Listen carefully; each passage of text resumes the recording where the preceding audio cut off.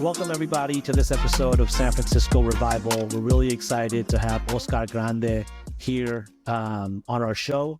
Oscar, you've been a mentor to me, an entire cadre of organizers from the city, particularly in the Mission, Excelsior, Outer Mission areas. And you've been very central to a lot of the equity battles, justice battles in the city. So we're really excited to have you on this show.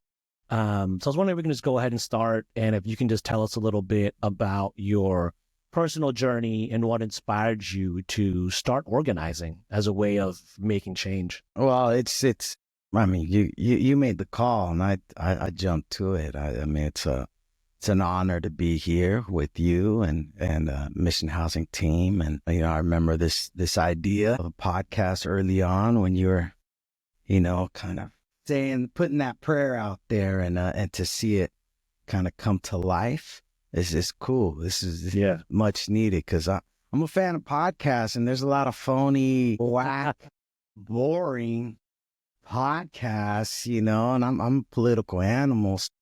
A lot of the political based stuff is just kind of mainstream and boring. It isn't the San Francisco that you and others experience, so that's what I'm very happy to be here, especially spending my birthday. It's your birthday?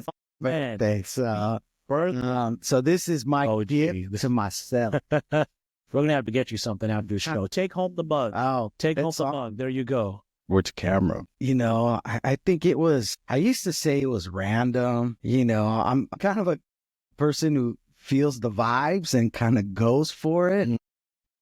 But now, as an older cat, I don't believe in randomness. I don't believe in coincidence. I believe that, that Creator has a plan.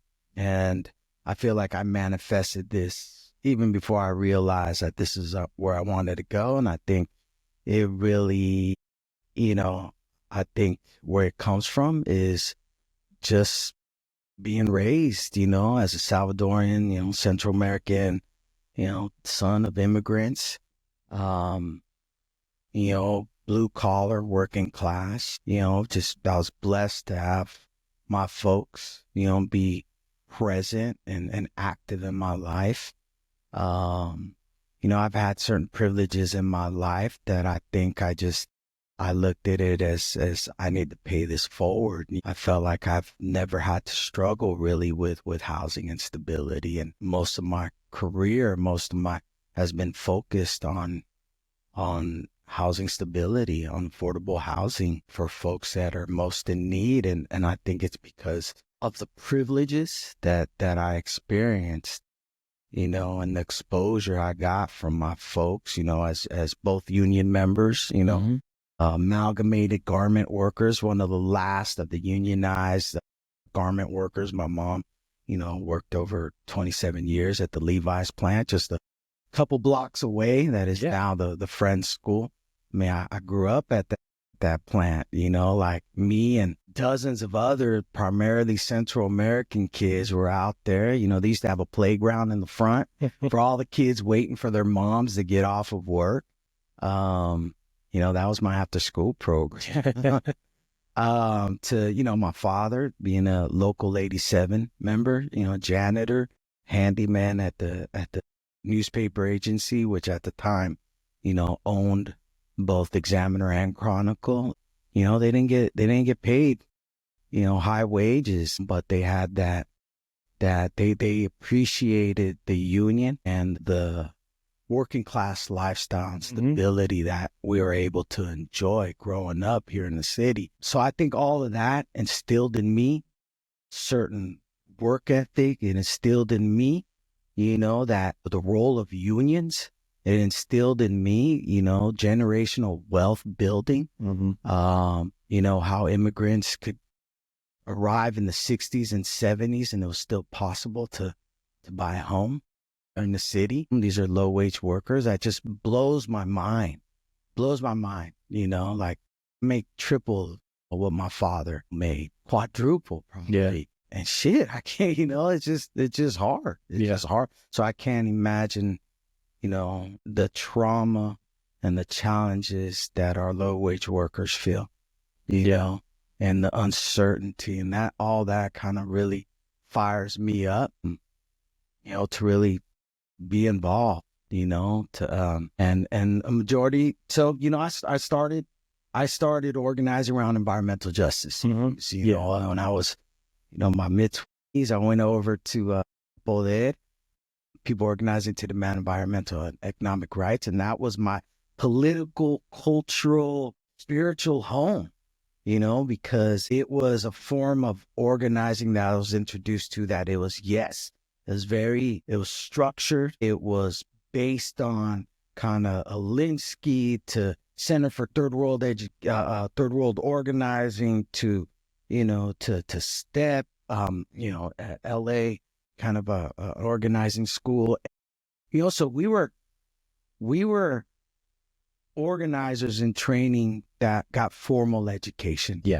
How to get out there, on how to cut the issues, on how to do door-to-door outreach. But it was coupled with this like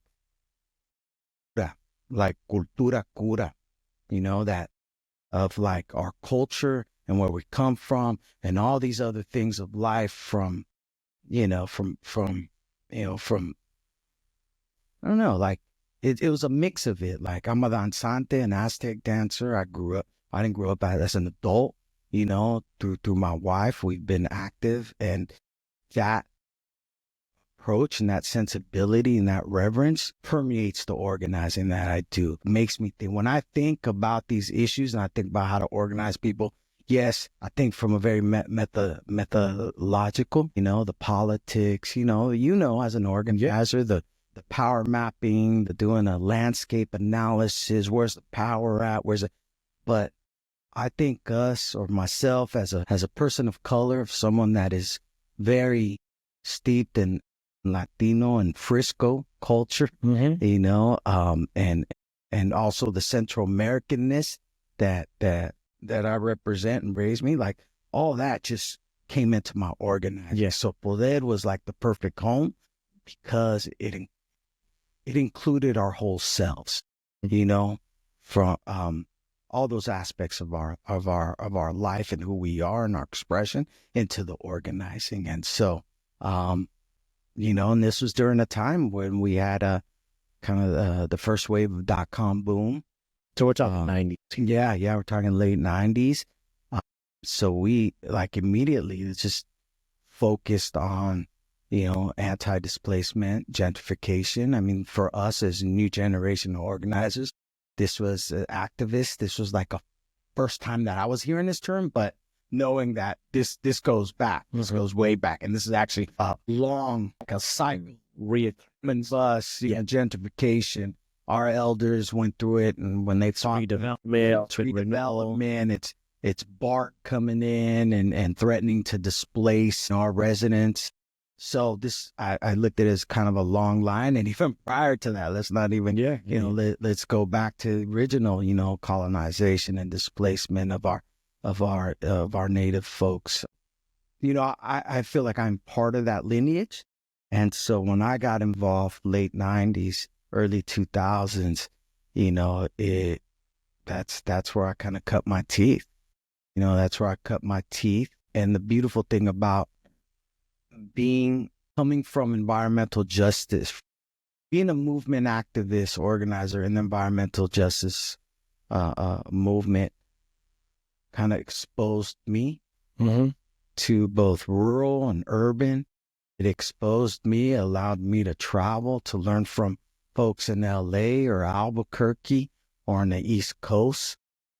And I think that was really important. I think that's something that I think all of us that are in the struggle, in the movement, kind of see ourselves as organizers, if paid or not paid career, or it's just something that you do because, you're tired of the bullshit, and that it's important to get that perspective and also to build movement, because we're not in a vacuum. We're not isolated, from the city, and we take pride and we're like, Frisco, fuck everybody else. But I got rid of that that mentality years ago. They're solid. Yes, I was part of the generation and talk shit about people from LA, and the next thing you know, I'm married. A beautiful, smart, amazing woman from Highland Park, LA. You know, I think. Is he a Dodger fan? Huh? No. All right. It's redemption for all of us. But I think that's important. I guess that's sort of where my inspiration comes from. I want to talk a little bit about a lot of the work you've done, right? So I'm wondering what are the most maybe impactful campaigns or initiatives that you've been a part of throughout your career? Some of the, what's a fight that's like one that you remember, one that's always going to stay with you? Yeah, I think some of the campaigns that kind of float to the top that I think about often. I think about, Monster in the Mission. I think about, I think about it because, wow, we actually won. we actually won that one. And that's, I remember my dear friend, mentor, Eric Casada, used to tell me, because I used to get dismayed. I used to get bummed, like, keep losing these battles, man. When we're going to win one? And something that always stuck with me, we learn from these losses, we learn from these losses, what not to do, what to do next time. So we can just sharpen our tools and our approach. So, I have learned patience. I have learned, like, this is a marathon, and, these battles don't define kind of, who we are or the effectiveness of the larger movement. It's just like, we just got to keep plugging away. With that said, the Monster in the Mission, or the Marvel in the Mission, really resonates with me, just because I loved it. And I think about some of those leaders. Some of them were no longer here. I think about, Carlos Gutierrez, or Betty Mero, and I think about others that maybe weren't as activists, but were really sort of involved, especially around 16th Street and activating SROs. I think about Jazzy Collins. Yeah. We're doing organizing with our single room occupancy tenants. This was a campaign that brought multiple communities that have been kind of parallel playing from our, largely African-American and white single room occupancy, older male residents, working with, in the same room, in the same organizing space with the moms and the immigrant moms and their kids from Marshall, elementary school, to the seasoned organizers and activists that have been around and, coming out the woodwork, kind of dusting off their clipboards, and they're getting back out there. And some of the new organizers. Yeah, some of the new. We didn't have dust on our clipboards. Right. Yeah. You're right. Yeah. I was still young. I didn't put you in the old category. No, but it was, it did bring kind of generation. I think we saw kind of a diverse coalition of leaders, diverse gender, age. We saw a lot of, up and coming queer organizers, and it was just a beautiful space to be in, because, to be honest with you, like, 16th Street is my most, I tell my coworkers at planning, I go, everybody's like, oh, I love West Portal, or I love, I love 24th Street, and I love 24th Street too, or, they talk about, Sunset's kind of on getting a lot of attention lately, like the neighborhood to go to, and, all the commercial corridors. But I tell them, my favorite has always been 16th to this day. And it's 16th, not so much for the businesses. Yeah, there's some cool, dope places to eat, but it's the people.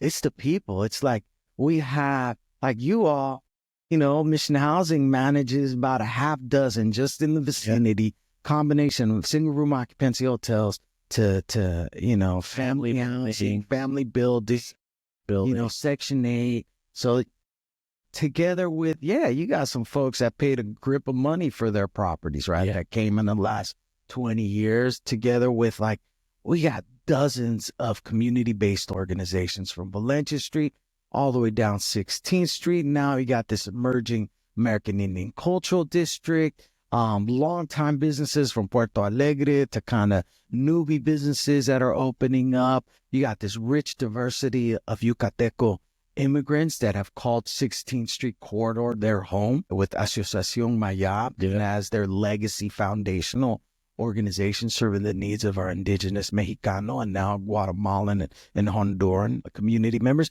It's all electric. At the same time, at one point, years back, it was like the most heavily trafficked heroin corridor back in the days. And it definitely, there's a lot of rough spots, and there's a lot of, areas that are being used as containment zones, and, where you have open air drug trafficking. And it's all our community. It's all of it. It's the rough tumble.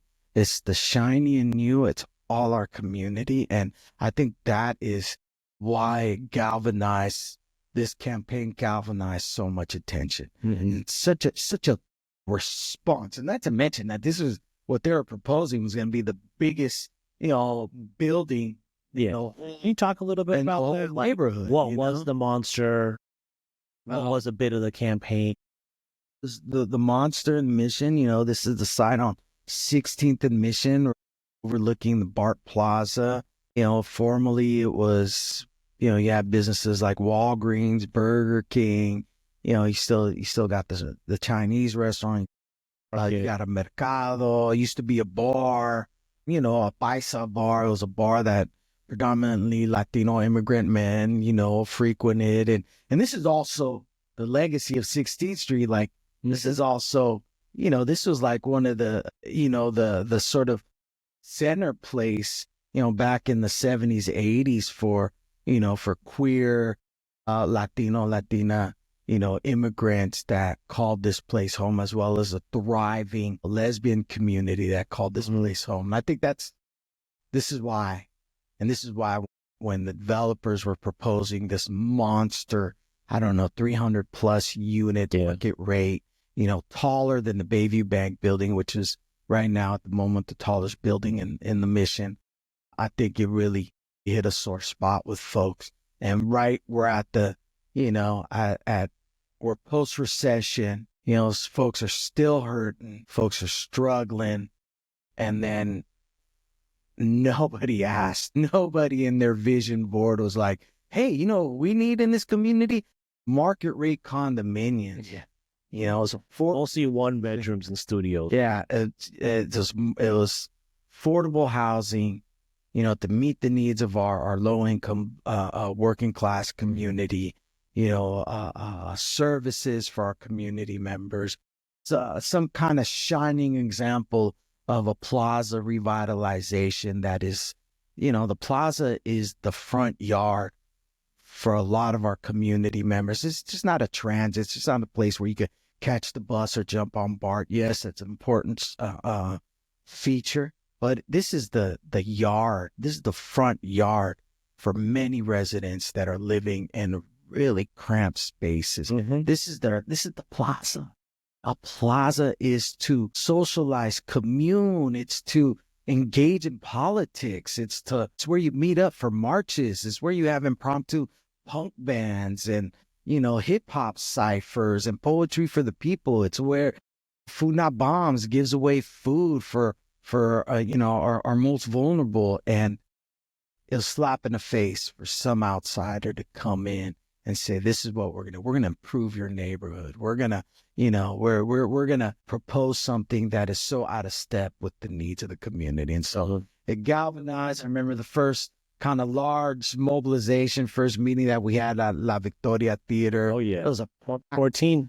It was a packed house of the most beautiful, eclectic, diverse group of folks, all together in one room, Spanish and English, everybody kind of rubbing elbows, ready to engage in this battle. And so that's one of the ones that, to me, and just all the tactics, all the activities that we we also kind of said, fuck the politics of the day, because there are certain places you didn't step into, or that you dare not, kind of like the role of unions. Yeah. Are you complicit or are you supportive? And I think that's always been the rub in our community when it comes to development, was always, I was raised in the union, as a union member, 1021, baby, but with our building trades, we've had a lot of battles because, a job's a job, market rate affordable housing, job's a job, and we're going to go out and support it for our workers. But what we're finding is most of these workers ain't local. None of these workers can afford these market rate developments when they want to get built. And so, I think the organizers in our community at the time were bold, and they said, fuck the conventional norms or approach on how we, kind of these sacred sort of political spaces that we don't tread on. We said, fuck it. We went out to the laborers and we mobbed at their meeting and we took that shit over. Now, it's one of the most exciting things that I've experienced in my life, aside from having kids. And I got to put that in there, and getting married. It was exciting. Yeah. And I remember you, because we were side by side, man. You were my accomplice, and we did some dope stuff there. And that was really, and to engage with union members on a one-on-one, heartfelt, there's theatrics involved, but to actually sit down and talk with union members and see where the similarities, the commonalities, and that's what organizing is. I think it's a little bit, I think we all possess a little bit of, we got to be therapists, right? We got to listen to people where they're at. We also got to introduce some new tools, some new approaches, and then land on a set of demands and actions that we can all agree on. Sometimes that means that we are out of our comfort zone, Yeah. And that was the dope thing about this, the getting out of the comfort zone for me personally. Yeah. So I was excited. I love that one. Yeah. Can't wait for the new building to get built. I'm excited about the new community design process that you, Meta, and others in Plaza 16 are involved in, and it's just gonna be dope. Yeah. Interesting tidbit about that action we need at 261. We had heard that they did an internal survey and a poll afterwards, and actually a lot of their rank and file members, if had a choice, would prefer building affordable housing instead of building the monster on that site, right? So like the success isn't even towards the target. It's towards the people who, in this case, might have no choice than benefiting from the target or working with the target because their jobs are attached to it, right? Yeah, I mean, the confrontation thing, I think, was huge. And I think part of it, was also we're confronting the target, but we're also need to confront a bit of ourselves. One of the reasons why I think it was also successful and memorable, and why I think folks were down to put a lot of energy and resources into Plaza 16, was because you were fighting for something as well, right? A lot of the fights at the time were fighting against market rate development, right? So you're fighting against a specific project, and most of them at the time ended up with a compromise, right? Like they would initially propose 10, 15% affordable housing. Some community groups would start organizing, push back, then they'd go into negotiation, then they end up with like hypothetically a 30% affordable housing building, right? Or project, and nothing gets done. It's done. And then the political fallout to that is like, see, guys don't propose anything. Yeah. Now we got a hole. Like we got a vacant building. Like, this adds to blight. Yeah. So I think you're absolutely right that resonates with me, is that I think we got to a point, and the conditions were just right, the conditions were just right where we could dream a different reality, that, World Social Forum, it's the beauty of traveling and be introduced to other communities throughout the globe, is like as a mantra was, another world is possible.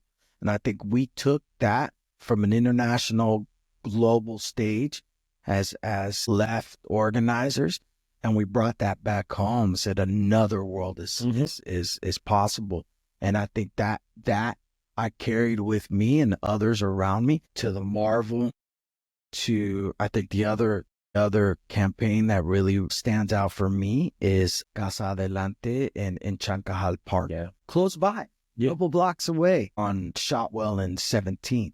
And that was also, I think we said, I guess I was a meme guy before meme was a thing, but I would love, like, we got to make this shit hot. We got to make this shit cool. Like, I love, I came up with a lot of radical organizers, and I can't say I'm not a radical organizer. I'm not a radical revolutionary organizer because I wasn't in those struggles. I was kind of like right past that, and the history lessons and the theory just didn't resonate with me. Like, I was just like, I just want to get down. I just want to get down, and wherever it lies on the spectrum, I want justice for our people. I want our people to be recognized. I want folks that are, got the most to lose to be heard and to feel empowered. And so one of the things I think we called we called our campaigns Pueblote.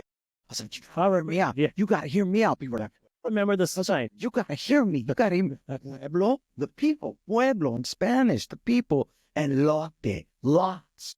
They come together.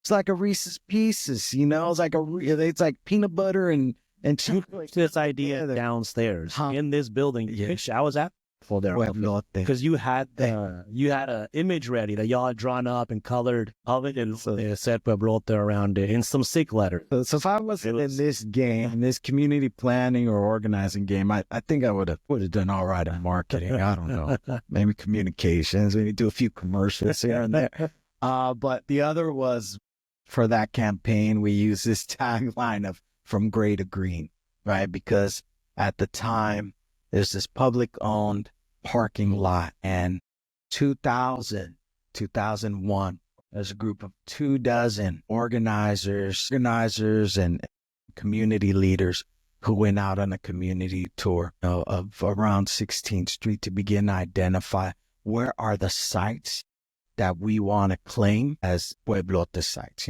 We didn't say Pueblote at that time, but that we wanted to claim as, these are community sites, right? These are sites that we're going to envision something different. And 17th and Salvadoran, or 17th and Shotwell was one of those sites. Publicly owned parking lot, it's just gray, right? Like, and as environmental justice activists, we're like, look, this is bad. This is bad for the people. This is bad for, bad for the environment in terms of climate change, that sun that reflects, it bounces back, it warms our planet. Like, we need less parking lots and we need more green space. And so that's where that prayer was manifested in 2000. I remember who was with me is Miriam Zamora, who was St. Peter's Housing Committee that later became Casa Justa.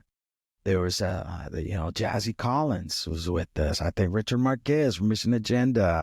I want to say Eric Quesada, Mission Housing. There was all these organizations, right? Like, it was sort of the beginning of also the role of our nonprofit organizations that also started developing their chops and their know-hows to get where we are now.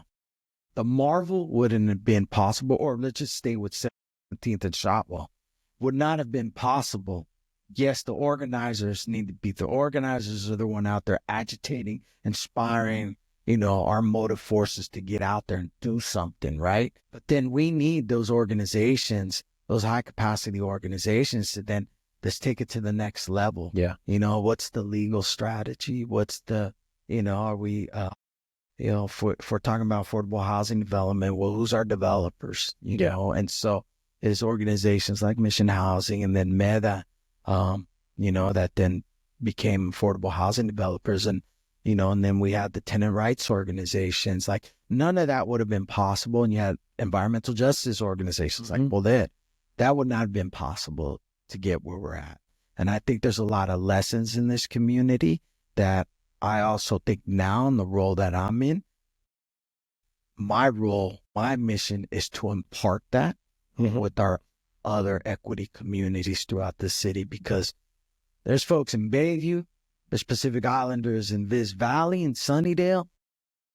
There's folks that point to us and they say, we want what the mission got.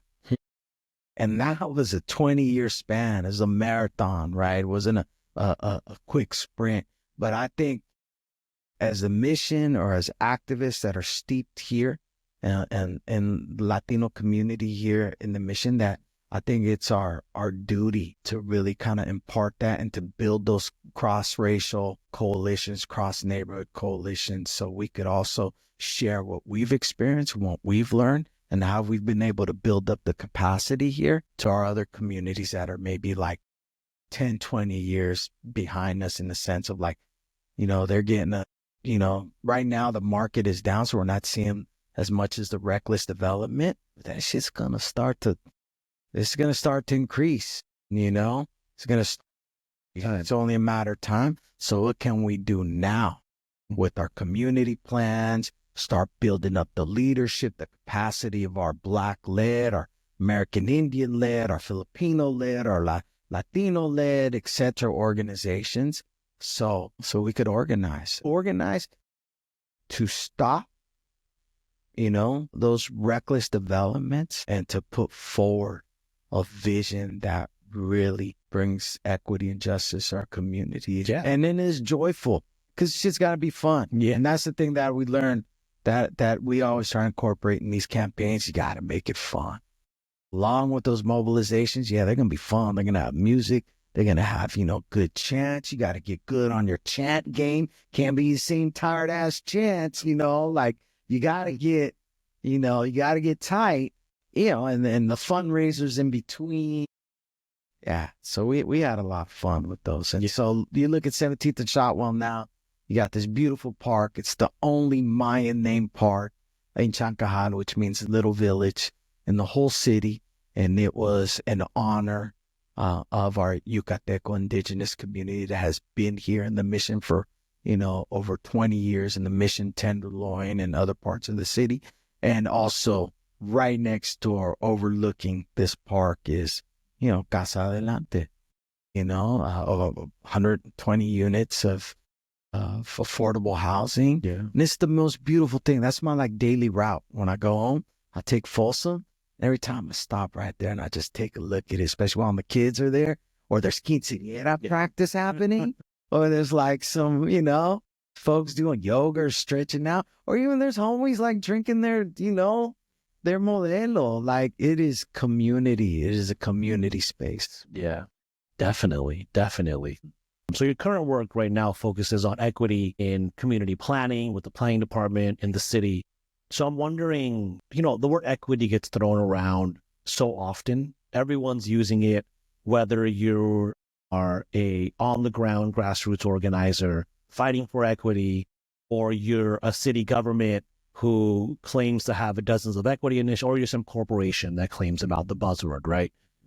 So for your work right now, what does equity look like in the real? And why is that equity framework, the equity fuel or something, why is that important? Or why do you think it's important for it to be the lead in how we do community planning developments in San Francisco? I think a lot, the work. So I'm not an active organizer. I am not engaged in community organizing like the way I was, 6 years back. But I bring organizing know-how. I bring organizing education. I bring organizing sensibilities. I think as an organizer. I think as an organizer at home, with my kids. I think about what's my tactics, what's the politics, what's the sweet spot. Let's negotiate. What's the self-interest of each where kid? is it where I'm I'm done. I'm protesting. I ain't cooking shit for y'all. Boycott, but I bring that in every space I'm at. And I bring that sensibility into planning, which is I don't know what the analogy is, but it's a square and a circle, whatever. It's because they don't, right? Mm-hmm. These are for the most part, these are technically trained sort of planners or analysts, or, where community planning, I think community planning has also been, as an approach, has also been devoid of politics, the local politics, the neighborhood politics, to the kind of macro, kind of citywide. What's happening right now? We got a new mayor, new administration, whole new game. Kind of the same game. Talk some of the vets are like, it's kind of the same game. We've seen this happen every 4 years, every 8 years. Someone wants to come in, and then they're gonna, we're starting over. We're doing this, we're doing that, and then they're starting to talk about stuff happening on the national scene, right? So all of that, like if we are not conscious, informed, following it, engaging those conversations, because those conversations or that insight makes a difference in my work on the ground.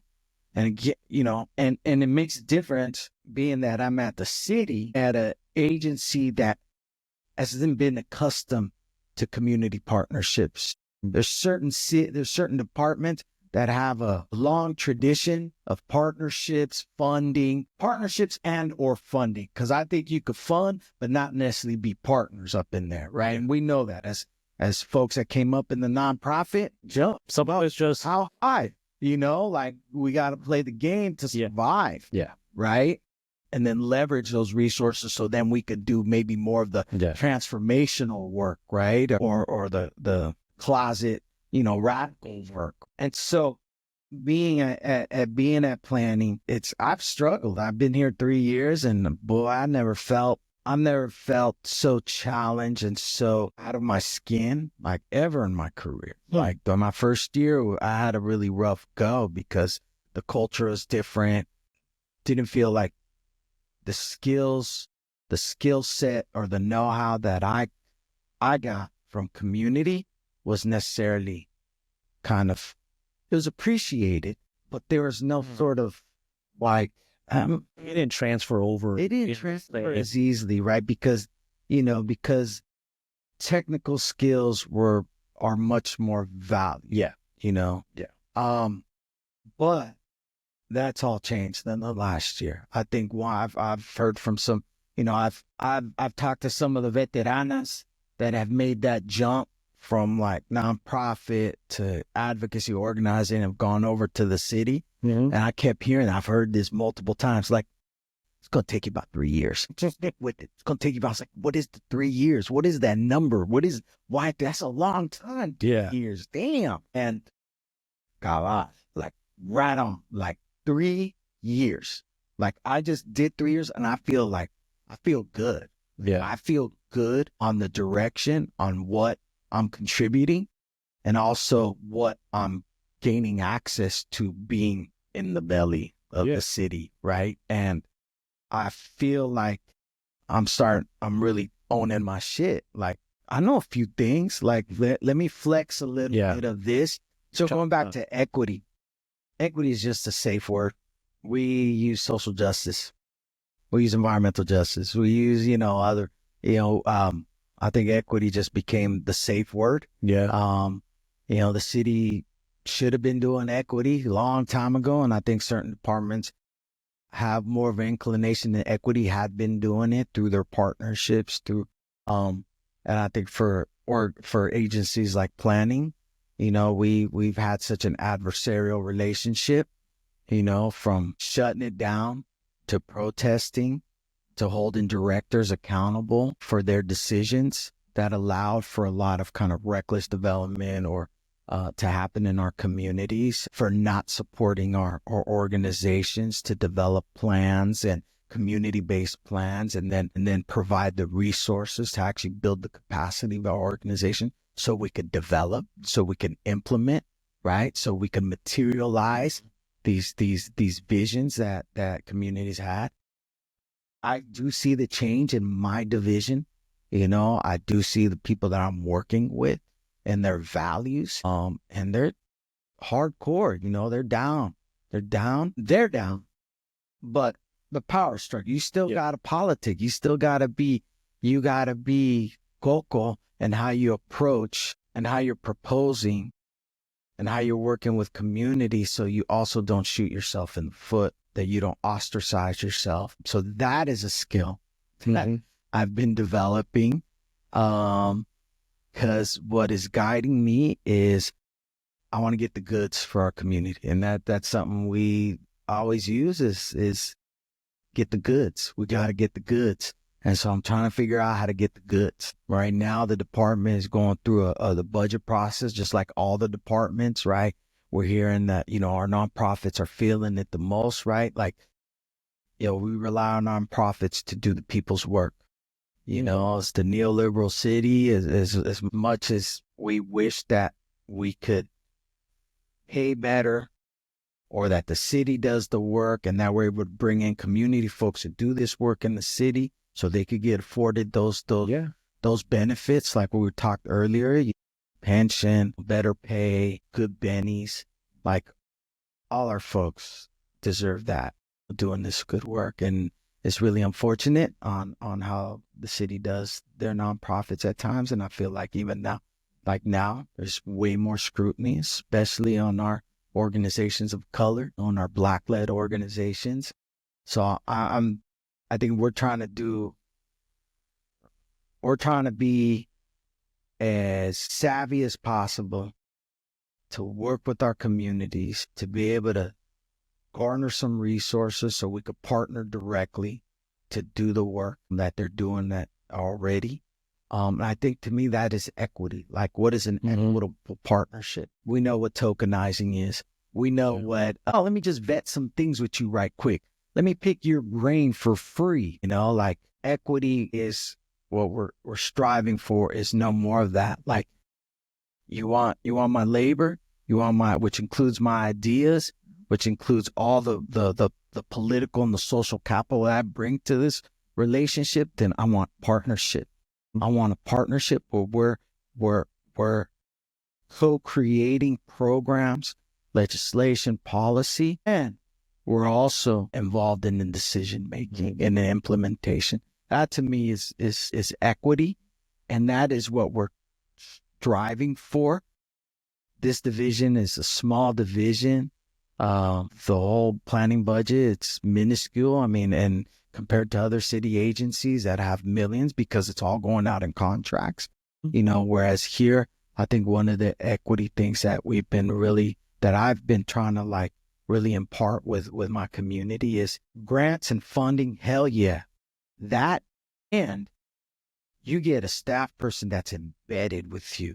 You get me or my colleagues that we're rolling deep on the work that needs to be done. Consider me I'm like the fifth Beatle in your band, like, consider me like part of the team, hold me accountable, talk shit to me if I ain't coming through. Cause you can just be Ringo in the band. I got tough skin, and I've been on the other side of it too. Yeah. So I think to me that is what I'm hoping that equity is morphing into, that type of really authentic partnership with our folks, not just on programs, but on also really scaling this change through policy, through legislation. Yeah. So the work that we're starting to do or been doing with Mission Housing, with Meta, with Calle 24, we're looking at doing some dope stuff with Chile Lindo, who's a business down the block, that's celebrating their 30 years of being a legacy business. I'm just excited about bringing those projects and those policies to fruition. Yeah. I mean, that a lot of the work that we're hoping progresses along, coming for the city to get better, right? Kind of want to shift right now from capital C city in terms of municipal government over to the city as defined by the streets, right? The city as we talk about it colloquially. San Francisco is going through a time right now, right? At least from my perspective, the energy, the vibe, the nature of what tomorrow can bring in San Francisco is different than what it was 10, 15 years ago, right? And the situation on the streets is a lot different too. So I'm wondering, how do you feel about San Francisco today? I want to get to your feelings about it, right? Channel my feelings. Because, San Francisco, this is my home, man. I'm like, this is my home. I'm staying. Like that. It's too late for me to start somewhere anew. Like it's too late. Like that would have been a decision I made, 20 years ago, even 10 years ago. I'm gonna reinvent myself, and I'm gonna move to I don't know what, where, LA, maybe, I don't know, Sacramento. Like they're all beautiful cities. I love them all. I love them all. I'm a city guy. I'm an urban guy. I come from urban stock. Even my folks, immigrantes, they didn't come from no rancho. They weren't campesinos. They were city folks, in Santa Ana, El Salvador, and they were, Pops would go to the mountains to bring coffee into the city, but he was a city guy, my mom's too, like it's just in my blood. I need, put me in I love going camping, but I know I'm only visiting. I'm going for a short while, right, for my mental health, but then I'm back here, back in the grind.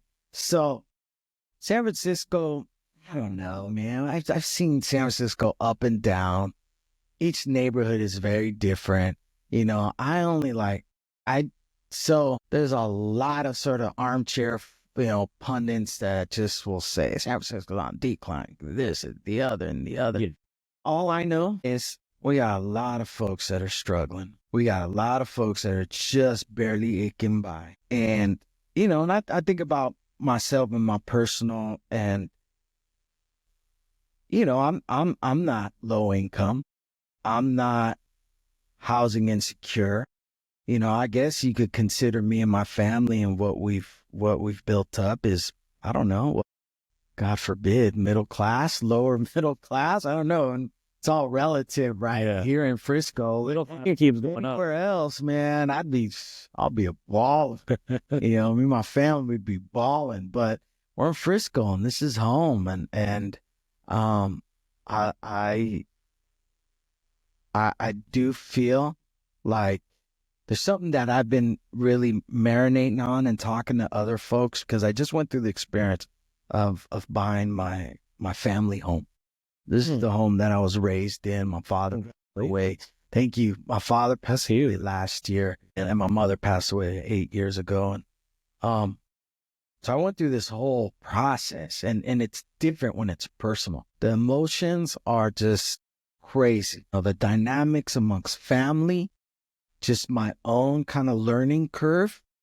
Like, I consider myself a fairly bright person, but around this aspect, real estate and like residential, I was like lost. I was like so dependent on experts to like, what does this mean? What is that? Yeah, I'm not going to hate. The AI really helped me out. Yeah. It's a tool to break down these concepts and to break down and to help me make me and my wife decisions that are going to impact us to the rest of our lives. Now we're in debt for the rest of our lives till that. So I'm stuck here in Frisco forever.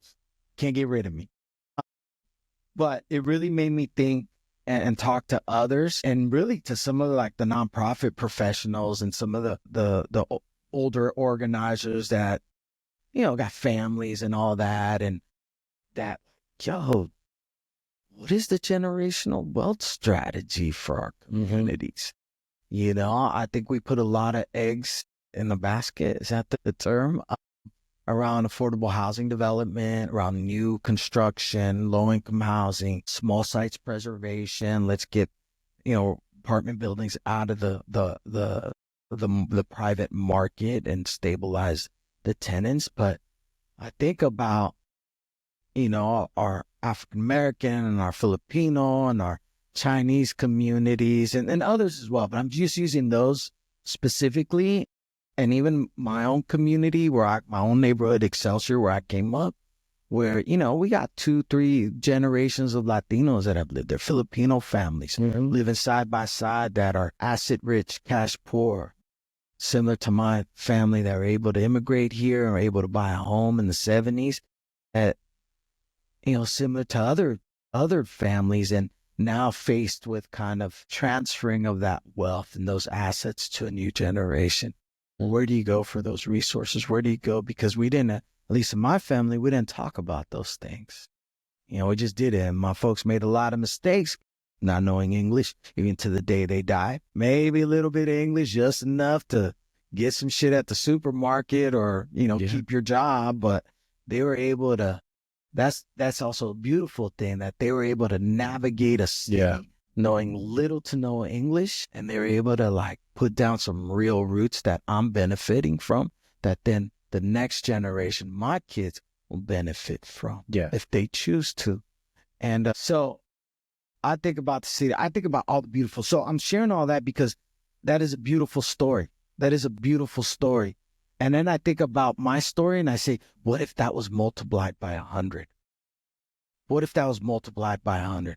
What if you don't have to sell your property? You don't have to like lose it. You don't have to like go to probate court and spend a grip of money on fucking lawyers, but that there is that knowledge sharing that is happening across neighborhoods, and this really kind of multiracial solidarity, especially for those communities where you do have a sizable population of people of color that own their property.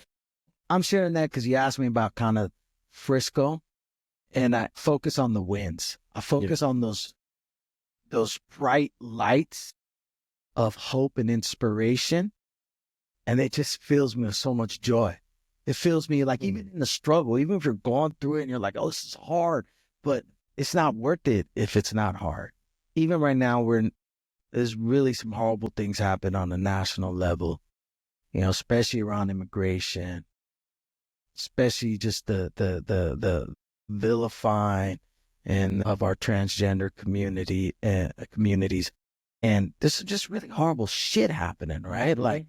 Like with the stroke of a pen, these hard fought battles are being undone. But even in the response, there is like a glimmer of light, because I haven't seen people come together, like mobilizing, actually since the last time he became president.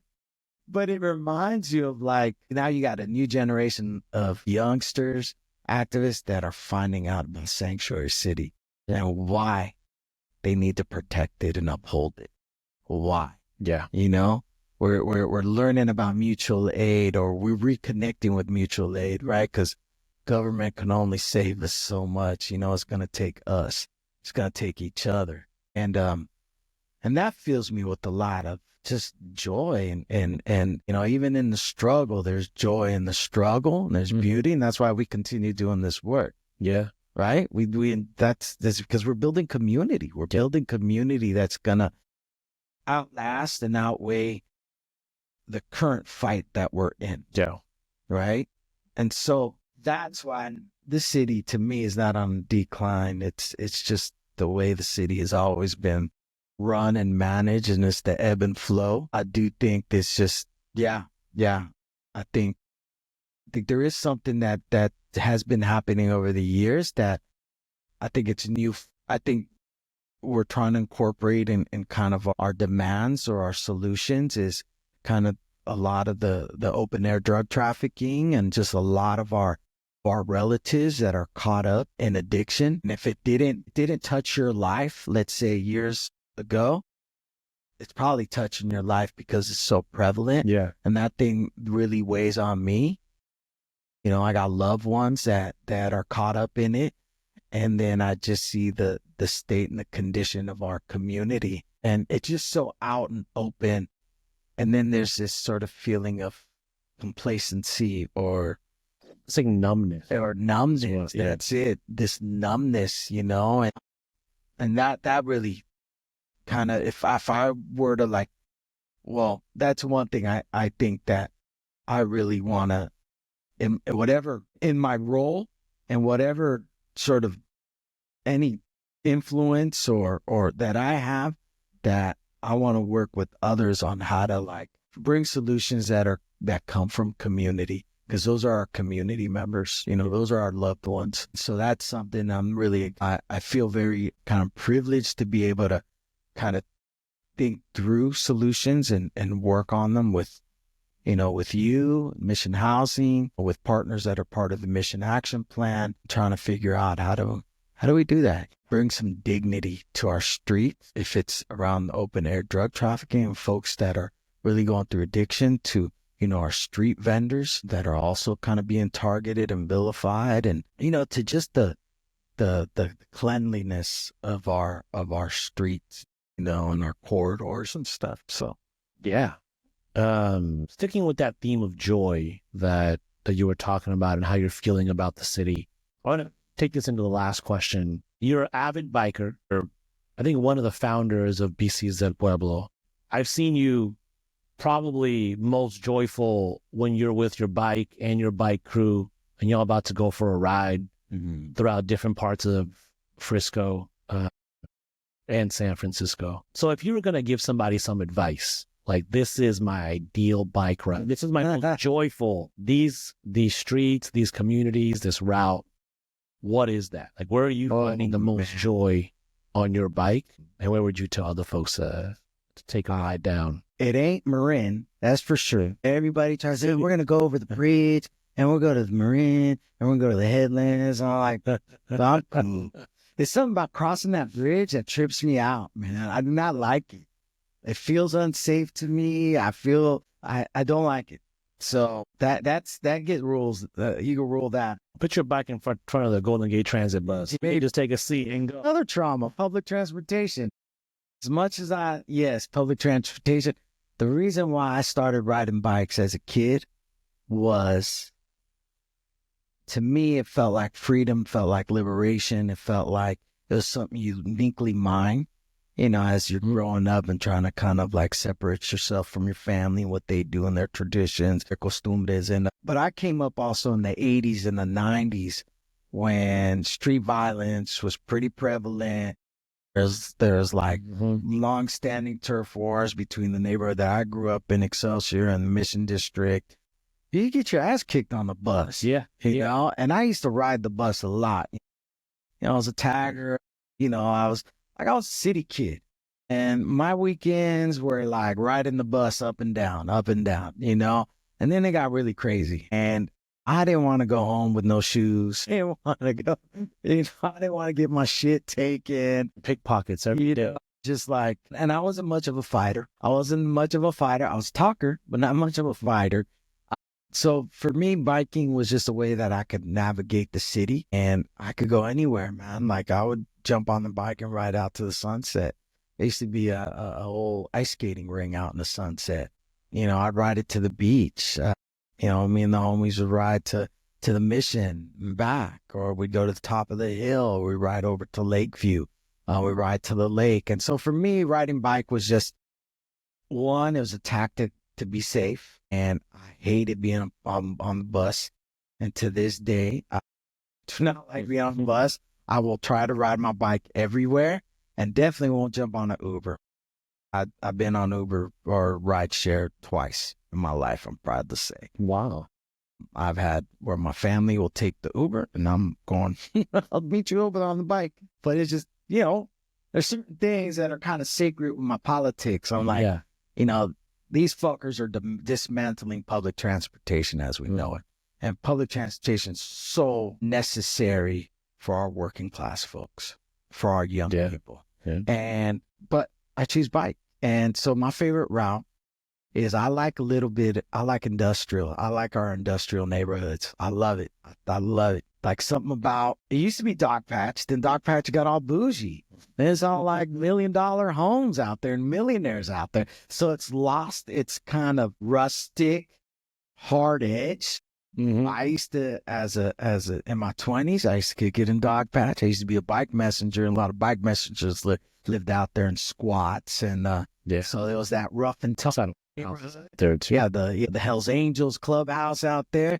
But I still love going. My favorite route is going down Illinois, hitting Heron's Head Park out in Bayview. Beautiful park. And especially if there's a full moon, there's Heron's Head that you can ride all the way to the edge, and right across is the recycling facilities, right? So you hear the noise of recycling, but you're in the bay. So you have this direct view of Oakland, Hayward. And then if there's a full moon, everything's so bright. It's beautiful. It's like in the hood. This is in the city, in the hood. And then that connects you to the India Basin Park, which is getting all kinds of attention, all kinds of well-deserved resources. They're doing like, black-led pop-ups there on the weekends. And so it's all connected. I get on 3rd Street. I love riding 3rd Street. I love it. 3rd Street just a chill street because everybody loves a double park on 3rd Street. They don't give a fuck. They're like, I'm going to the store and I'm going to double park right here on this 2-lane main road. And they're like, I don't give a fuck. I'm going to park right here and I'm going to stand next to the car. And I love it. I love it because I fucking love it. It's like, that's your neighborhood. Hell yeah. Double park your shit. Hang out, music blasting and, because the corridor gets a lot of bad hype. But there's like these pockets of beauty. And then I keep going down 3rd. I eventually will hit, if I'm feeling very like energized, I'll eventually make my way to Geneva, out Count Palace, and then right up towards Celsius, cut through McLaren Park. So anyways, that's my favorite. I love looking at all the industrial. I love seeing the trucks, the warehouses. I think I have a dream. Now that I'm a real estate tycoon and I would love to have a factory. I don't know what I'm meant. A factory. A warehouse. I just want a property in the warehouse that I could just loan to people. Like, oh, you want to have an indoor soccer tournament? Come on over. Oh, you want to have Aztec dance, ceremony? Yeah, it's on. Come on over, right? Like this, this flex space where you can do whatever the fuck you want. You want to go from one property to having a whole, like a warehouse, like a dope warehouse. This is really dope. Sorry, I know I'm boring you guys now, but there's this breaking the fourth wall here. Let me tell you about something. There's this Innocence episode. Yes, where Bart gets it. Buys at some fucking auction for like $10, buys a warehouse, and Milhouse is his worker, and they just sit there and they break shit. They're breaking windows. They're throwing rocks. Man, I was gonna make that reference. I honestly didn't know if you knew that. I know that. Oh, so yeah. that's my. But that's my favorite route. And if I'm feeling extra spicy, like I actually love going to South City. I love going to Brisbane, South City, continue on Bayshore, and just take it into South City for more industrial buildings. Yeah, dope. And then you hit by Oyster Point. Well, it's like, come on, from like Frisco border, it's like 10 minutes and it's beautiful. And it's all these cool families, primarily folks of color just walking and, taking their strolls or running or riding their bike. And so that's kind of cool. I got love for South City. I used to do like, because there used to be a lot of beef back then, but yeah, I love South City. Great. That's where I would move to. There you go. That would be a big migration.